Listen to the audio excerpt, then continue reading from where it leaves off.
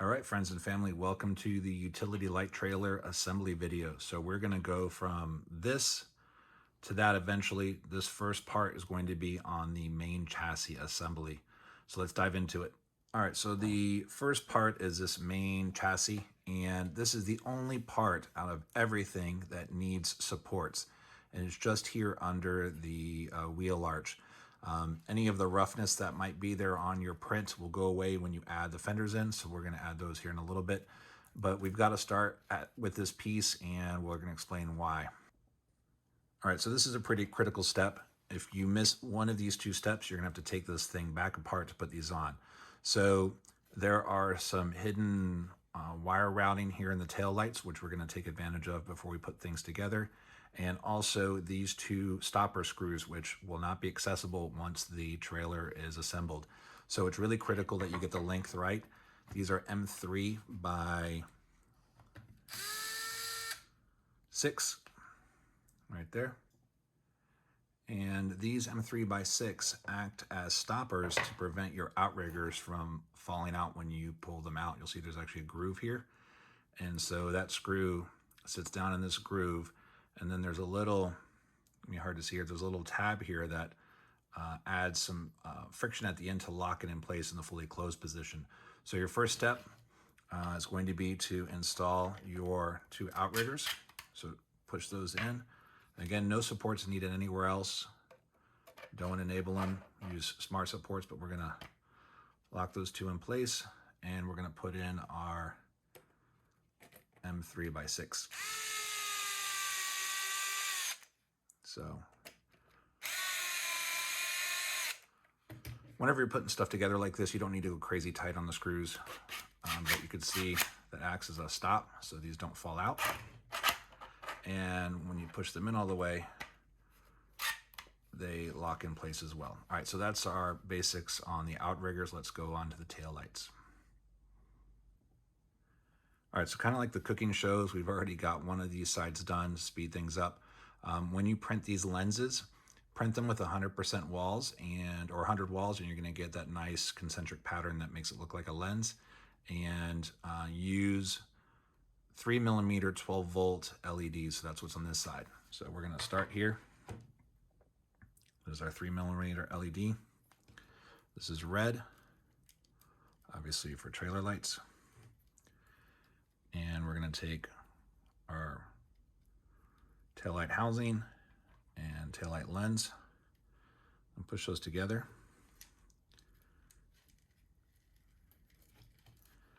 And bring them together in the trailer chassis.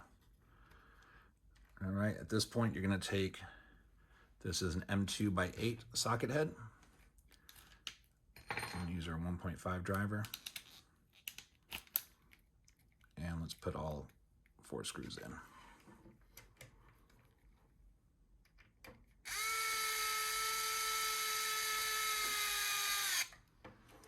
Again, these don't have to be super tight. Just bottom them out and move on to the next one.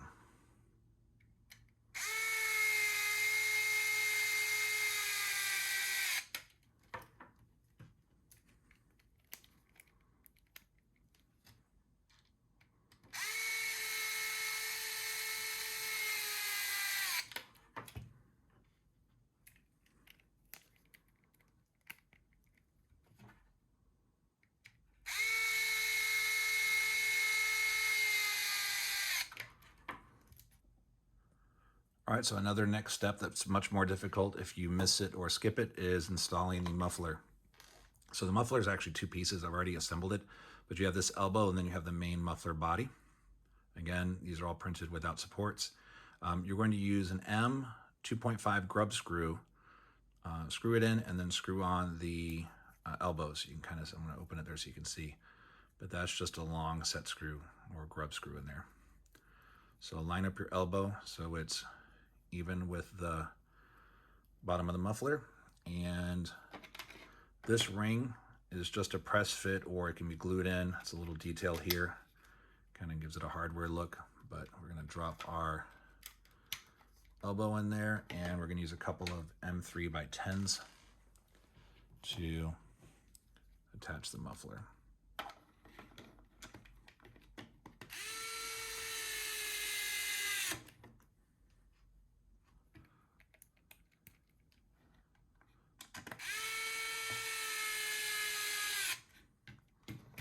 All right, so there's the main top piece. So just to make it easy to assemble, you're going to see that there's a hole here in the center, and that lines up with this screw. It's another M3 by 10. So we're going to drop that in place.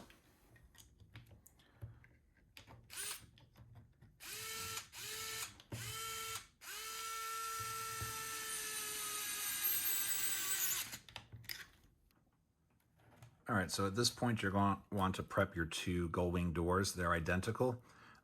We can put the handles on later, but we're going to focus on the main assembly now. So these are, again, M2.5 Grub screws. These are the 10mm size. You can use a little shorter or longer, but these act as your hinge pins. So make sure you've got those installed with about 3 or 4 millimeters sticking out each side. And let's go and attach now our main back panel. So again, I've fast forwarded here a little bit, but we've got our M2 by 6 in this case, or it could be 8 button head screws holding our back LED gauge panel in, and our fan shroud, which is just decorative, but gives it another scale touch. So those are all the same size screws. You need 8 of them at this point. All right, so we've got that main assembly lined up on the back, and we're going to use 2 M3 by 20 here.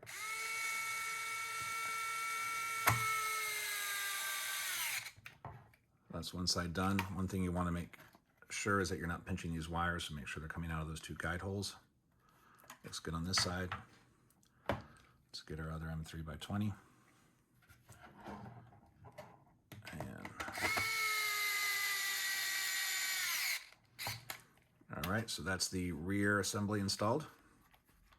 We're going to use a couple M3 by 10s here later on, but let's get to the front. All right, so before we mount our front right and front left front panels, we're going to want to mount our gull wing doors and then line up these holes here for the hinge pins.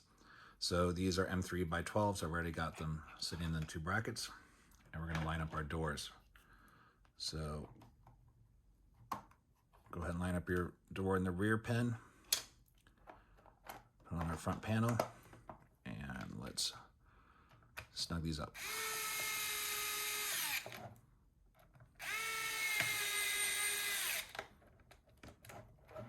Same thing on the other side. I'm just lining up that far pinhole with our M2.5 Grub.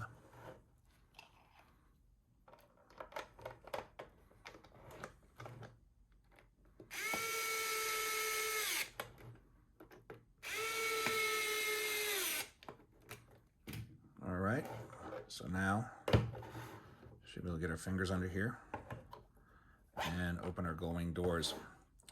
You should obviously put in your handles, makes this a little bit easier, but we're going to skip that step to the end, at least for these instructional videos. But there's our 2 working doors. So now let's install our fenders. So fenders are super easy. We're going to be using M3 by 10s again, and you can see these holes here. They're diagonal, sort of perpendicular to the circle shape, so make sure you're just putting these in perpendicular. Show you what that means here from the side. But something like this.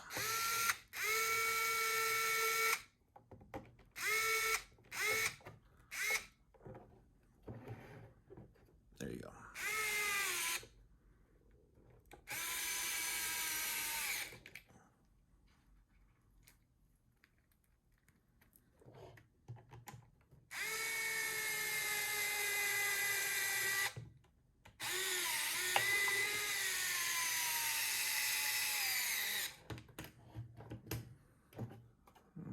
That's one side. Let's do the other.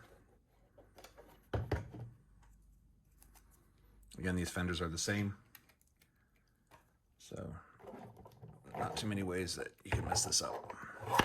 You could drop it like I'm doing. Let's drop it again.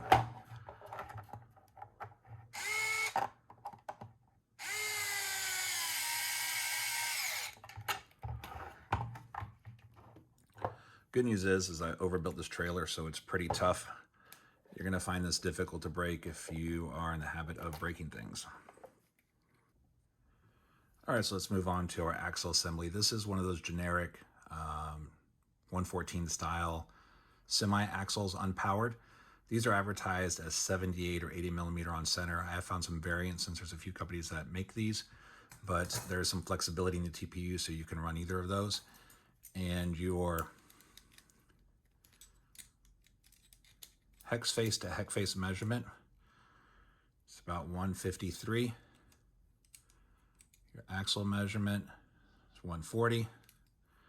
And end to end, you're looking at about 170. So if you guys are looking for an axle that fits, you want to stick to about those dimensions. For the TPU springs, this is what gives the suspension its articulation.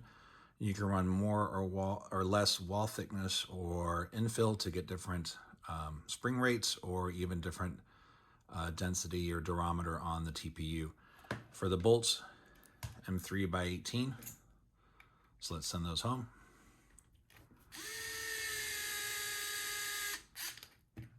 Again, don't go crazy. These are just locating the springs.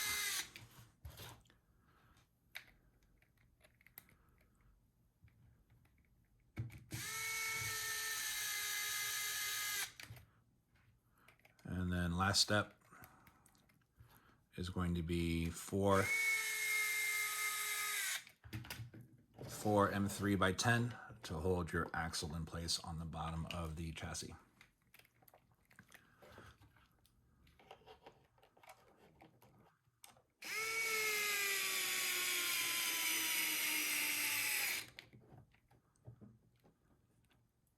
All right, so we've got more work to do, but that is your main assembly, and in the next videos we're going to assemble the Y frame and work on our mast and boom. All right, so let's get on to finishing the main chassis. So I think in the last video we actually didn't put any bolts in these two recessed holes, and those actually get covered up when we install the Y frame. So we're going to want to go ahead and do that. So grab a couple of M3 by 20 millimeter.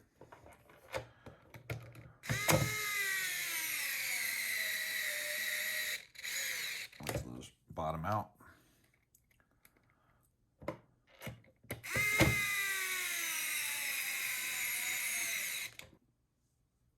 All right, next we're going to grab a couple of M3 by 30s. This is probably overbuilt. I don't know if you have to put all these in, but that's what we're going to do.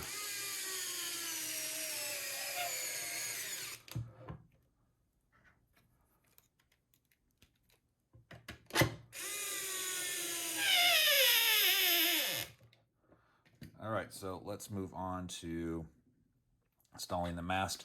So it might be worthwhile to go over this a little bit more right here.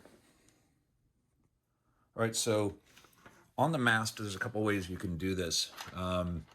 You can print it in place, and so you'll see a file for that. You're going to want to print it just like this. Your printer's going to have to be set up pretty well because these tolerances are pretty tight. If you find a fitment issue, then you're going to want to print them individually and maybe scale them up and down fractions of a percent to get the exact right fit. But I spent a lot of time on this, and these are on Prusas, and we've got perfect fit. And you may have seen the other videos where these snap in place, right? And so that's what holds the mast up. I didn't want to add any extra hardware complication to this, so it really is just the fitment. And there are a couple of little like ball detents and ball springs. Kind of see right there how this works. So that was kind of fun to do for this project. So when you're going to install this, you're going to want to get M3 by 40s, and you're going to see that there's a tapered plate. See that taper right there? So that's going to face forward. You're going to put this in to the chassis and then run your M3 by 40s. So that's these long bolts here. They can get away with M3 by 35s as well if that's all you have, but the 40s are what it was designed for.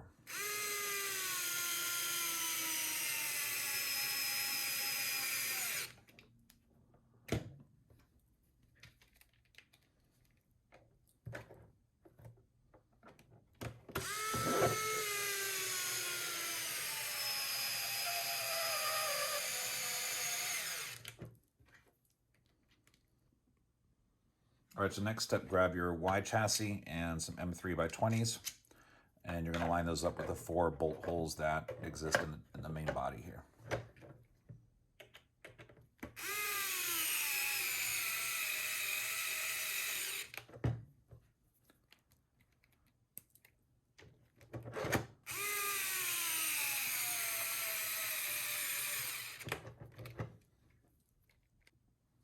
So now we're going to start to work on this upper light pod section.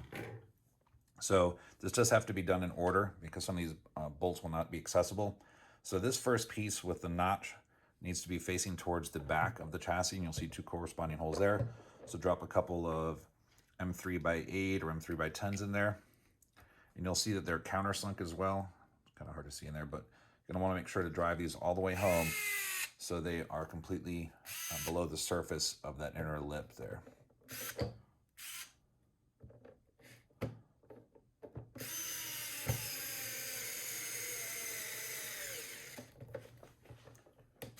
Give this a few extra turns just to let it drop below that top surface. You'll feel it when it really bottoms out.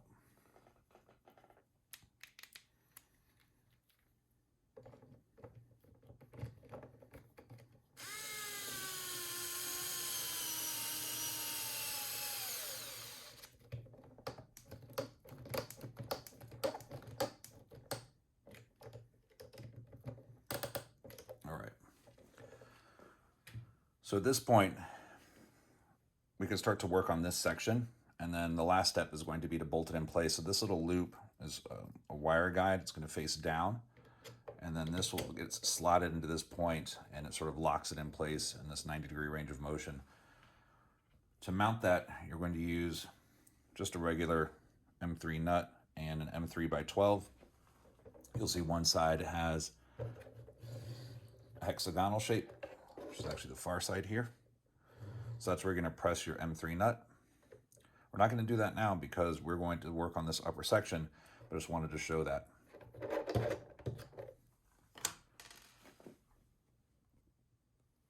All right, so let's work on the upper light pod. So it's somewhat repetitive. I'm just going to show a few of the steps, but you can see what it looks like fully assembled.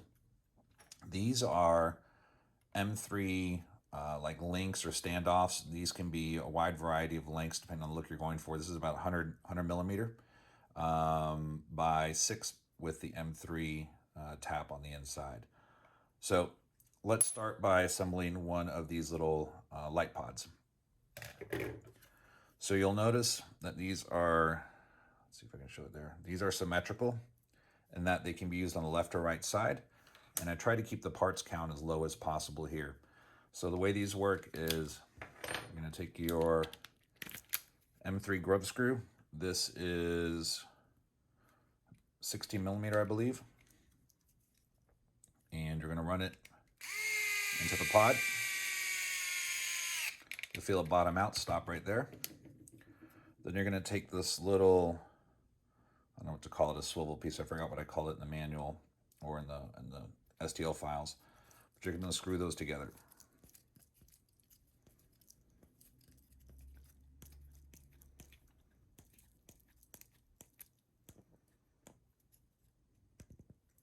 So you're going to get it to about there.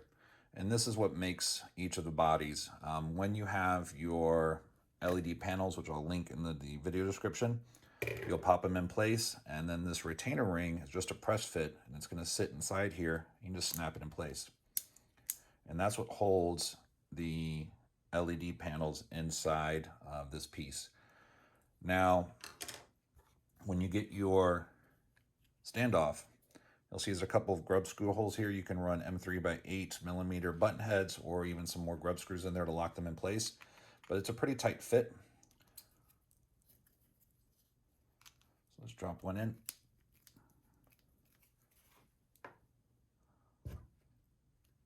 And about center it.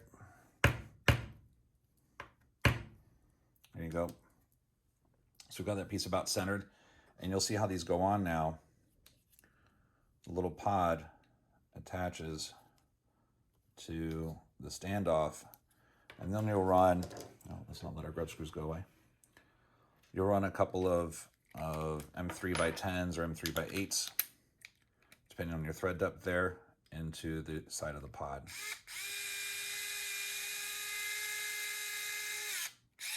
And there you go. So this is what gives the top of the light its articulation, right? So this can spin in any plane. And then, like I said, if you find these to be a little bit too loose, because these have a varying outside diameter, just run a little, it's kind of hard to see, run another M3 by 8 in there, or even a grub screw if you want a flusher look. So that's what makes this completed assembly. You're just going to repeat that until you get to what this looks like. So at this stage, let's do like they do on the cooking shows and fast forward, and we're going to go ahead and attach our light pod to the trailer. So we're going to drop that in place, and we'll start our M3 by 12.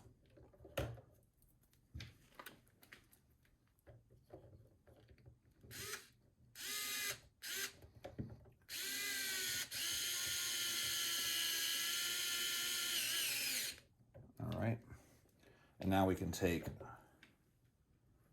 our M3 nut. I'm going to rotate these out of the way, and by the way, you can see I did run a couple of M3 by 8 button heads here to lock these aluminum standoffs in place, and now you can swing them as a unit. Kind of set it up however you want there. So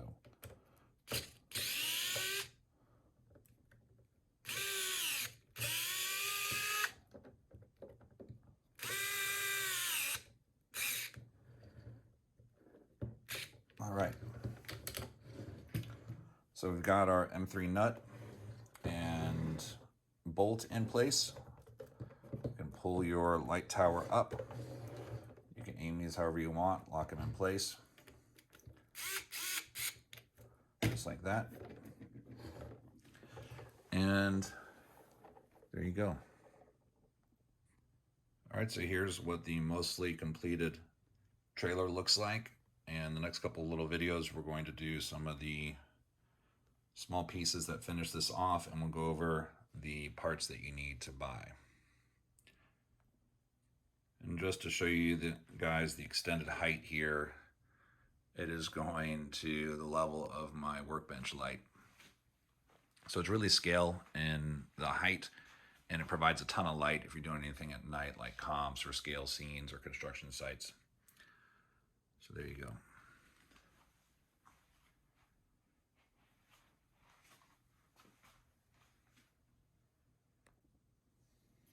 All right, so next step is this little cradle for the folded position. It comes in 2 parts, so you're going to use like an M3 by 10 to hold the U shape, and then you have the I-beam shape, another couple of M3 by 10s here. Those go just right on top of the body. And there should be the long arm to the back. Let me see if I remember right. Yes, so you're going to use you see there's a slight offset here, put the longer arm towards the back of the trailer.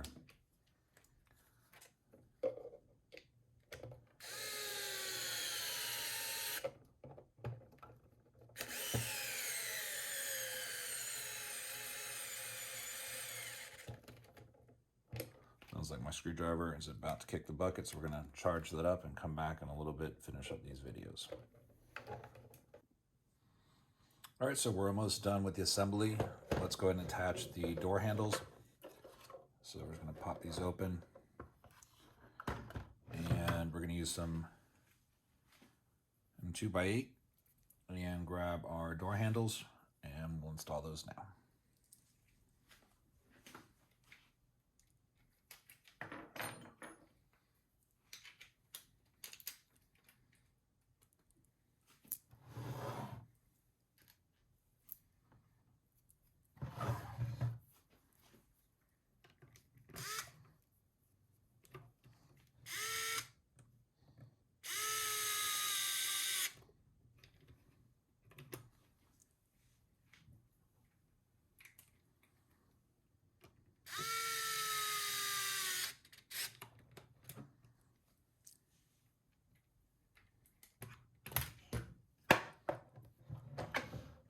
So you may notice here these small holes, they line up with small holes in the chassis, and that was for 1x3mm magnets, but just the weight of the door and the tight fitment, you don't really need it, but if you want a little extra security for the door, add those magnets into those spots. I haven't had to use them, and I've driven this off-road. So we'll finish the other side. All right, so we've got our door handles on.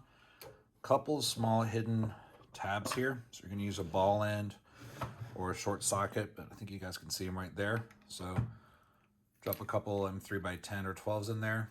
We've got our ball end on our M2.5 driver.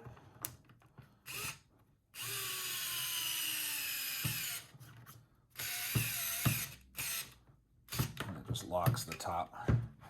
Gives you a nice fit on the doors. Same on the other side. Hopefully you guys can see with this bright orange. All right. Good. So let's go ahead and attach the front. So I designed this to use another M3 Grub screw and an M3 rod end. So those look like this. Right, and there's your standard rod, and these are all over eBay. This gives you some versatility on how you're going to attach this trailer. But drive the grub screw about halfway, and then screw this in. And then you can run an M3 bolt on your hitch. And then it gives you articulation and some flexibility if you guys want to use some different attachments. Also, you'll see a couple small holes here. That's so you can run like scale chain hooks, those kind of things. And then now we're going to work on adding our outriggers. All right, so for our outriggers, go ahead and grab this little piece, which is for the front outrigger. You'll see it has a couple holes, and that lines up with a hole here. Again, another M3x16 grub screw. You're going to want to drive that in, not all the way, right, because you don't want that coming through the circle or the opening, but right about there. We'll take our strut for now, and we'll go ahead and screw this into the Y-frame.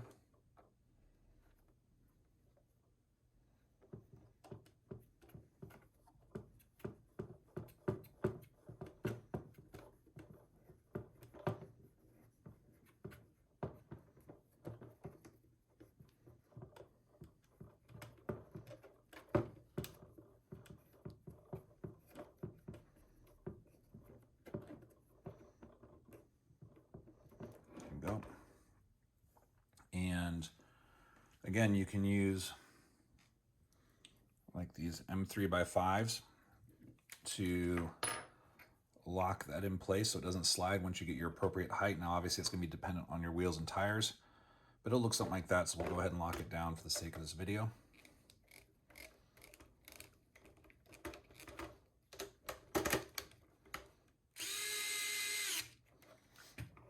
Something like that.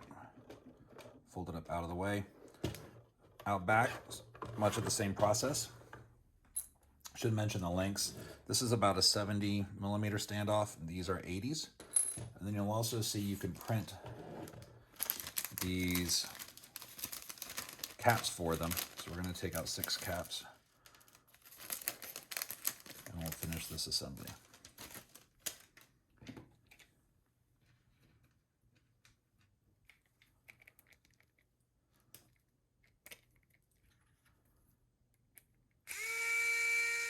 So this just kind of gives them a finished look, right?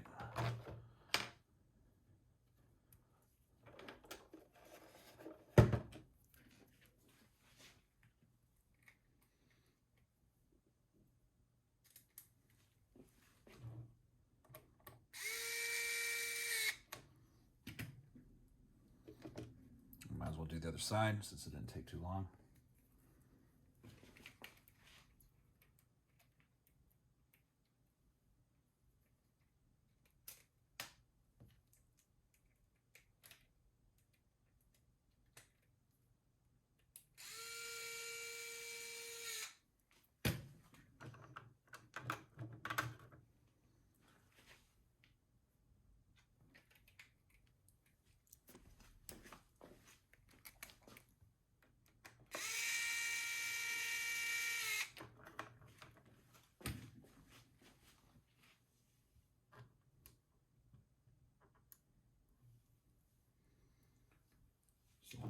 There's the one up front.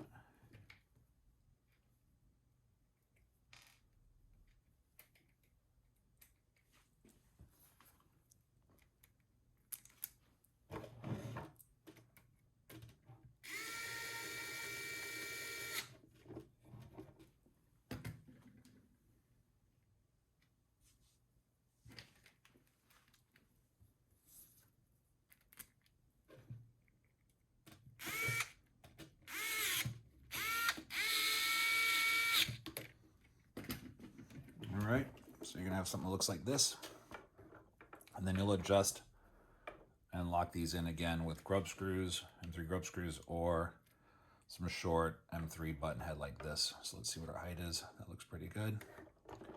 So let's just have this all the way up.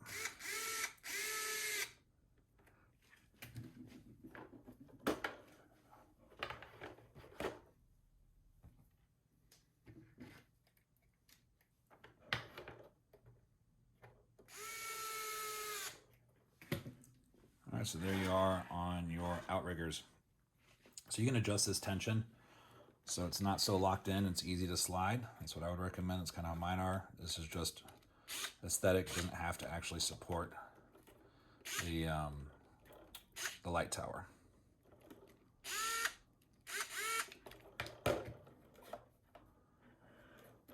So slide those in, you'll see a little pocket.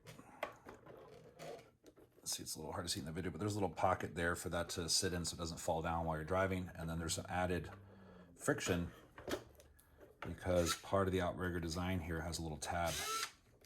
It's kind of hard to see in the video, but there's a little tab right there, which once it gets close to the body, adds friction and holds it in place. So we'll fold up the front leg, and that's it. That's your trailer. The front section of the trailer is designed for like the scale igloo cooler, and then a place for utility cones to sit, so you can have your whole construction set up like that. So the next video we're going to show, or next part of the video we're going to show what electronics are needed to kind of finish soldering this and putting your trailer together. But that's the finished trailer, so it's not too bad. You just got to do it in order, and you end up with something that looks really scale. It's really strong, has working suspension, and we'll show some more of that later on. All right, so I'm not going to show the soldering. If you guys are opting for this kit or STL files, you guys need to know how to solder. There's plenty of videos on that. I think I've even done some myself. In case you need three main components, you need this USB voltage board. Show a good view here in case you guys want to try and find one of those on your own. There's a ton of brands, but this is really a generic part, and that's what snaps into this section, right? You have this LED panel. I've tested these in the most strenuous heat down in South Florida in the daytime, running for hours. They don't overheat. They do get warm, but that's what makes up the light pods. So we'll show a little better how this would get routed, but there's your hole. So slide in like that and pull your wires through, drop it in place, and then just snap your frame in. So that's it. There's your light pod ready to solder up or however you want to do your wiring. And then lastly, toggle switch that gets mounted right here. You're going to reuse that same hardware. So a couple tips on the way I set mine up is I ran a XT60 connector. This is large enough to take two 5,000 mAh 3S packs, and I would suggest running it on 3S, which is about 12 volts. And then you can plug your phone in, you can power other things. The LEDs got hard soldered directly to the XT60 connector, so that way when the trailer's plugged in, these lights are always on, and that lets you know that it's plugged in.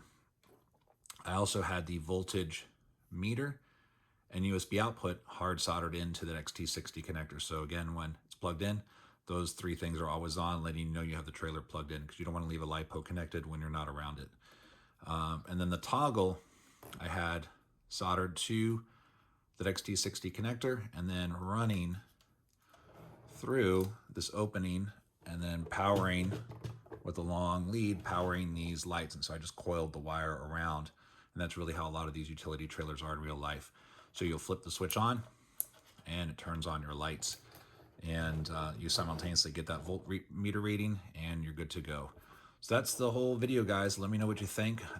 This is a fun project. I'm really proud of it. It's a little bit more complex than some of the other things I've done in the past, but I think it came together really well, and it should be easy for you guys to print. There's only one component that needs supports, and that's the chassis right here. I showed it in earlier videos, but right here where the fenders go. But that's the completed project. So hopefully you guys dig it. You can find the files down below. You'll also be able to find the printed parts if you guys don't have printers. That way you can buy all the printed parts, assemble it yourself. And then lastly, if you don't want to print or solder, you'll see a link also for buying the completed version. So we'll grab one of those. All right, so here's what a completed trailer looks like. We've got a battery plugged in like I described in the video before. So your tail lights and your voltage reading and USB are ready to power your phone or other devices. You can see the wheels and tires that I choose. These are for an HPI, I think, 1/10 scale car, but they fit this look really, really well. I think they're the most appropriate size. And you can see that the fenders were specifically designed for this one. This is flashing on the video, but that's just a function of the digital camera. In real life, this is steady. And then we've got our toggle switch, right, with our LEDs lit up. So we'll cut the lights off here and show that. All right, so there's quite a bit of ambient light in here because it's my office and it's daytime, but you can see we've got everything plugged in, and let's go ahead and turn it on. So there are your light panels. It's a really scale look. You can see it lighting up my desk. We'll show a 1/10 scale drift car for size reference.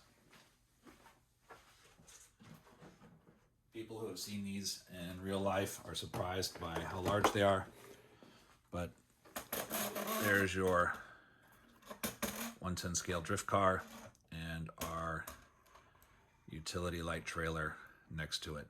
So this would look good behind a crawler or 450 hauler or something like that. Would look good just stationary in a night crawl or even on a drift track. All right, guys, thanks. If you have any questions or comments, leave them in the section below, and we'll also leave links to the products used in these videos, and obviously to go ahead and buy the 3 options for this trailer. All right, thanks, everyone.